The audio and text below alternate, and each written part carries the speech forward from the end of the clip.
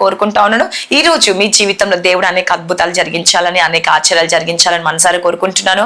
నిజంగా దేవుడు ఈరోజు మీ జీవితంలో దేవుడు ఆయన మహిమ పొందే విధంగా తయారు చేయబోతున్నాడు. హల్లెలూయా కదండి.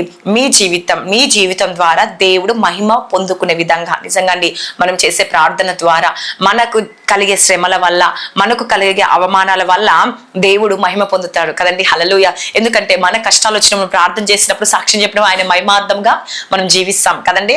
అందుకే ఈ రోజు దేవుడు మరి నీ జీవితం ద్వారా ఆయన మహిమ పొందే విధంగా తయారు చేయబోతుండు. చూడండి, యోహాను 9వ అధ్యాయము 3వ వచనంలో దేవుడు ఏమని సెలవిస్తుంది తెలుసా అండి? యేసు వీడైనను వీని కన్నవారెనో పాపము చేయలేదు, కానీ దేవుని క్రియలు వీని యందు ప్రత్యక్షపరచుటకే వీడు గుడ్డివాడుగా పుట్టెను. హల్లెలూయా. ఈరోజు చాలా మంది కుటుంబంలో సమస్యలు వస్తూ ఉంటాయి కదండి. మరి చూడండి, ఒక వ్యక్తి దేవుడు ఏం చేసిందంట, ఆయన గుడ్డివాడిగా ఉన్నాడు. అంటే దేవునికి మహిమార్థముగా కదండి, మరి ఆయన మహిమ పొందే విధంగా ఆయన ఒక సూచక్రియ ఆ కుటుంబంలో కనపరచడానికి ఆయన గుడ్డివారిగా ఉన్నప్పుడు, ప్రార్థన చేసినప్పుడు కదండి, మరి దేవుడు ఆయనకు ప్రత్యక్షమై కదండి, ఆయన కన్నులు ముట్టినప్పుడు ఆయన కన్నులు తెరవబడ్డాయి అంట అండి. హల్లెలూయా. ఈరోజు నీ జీవితంలో కూడా మరి దేవుని క్రియలు ఆయన మరి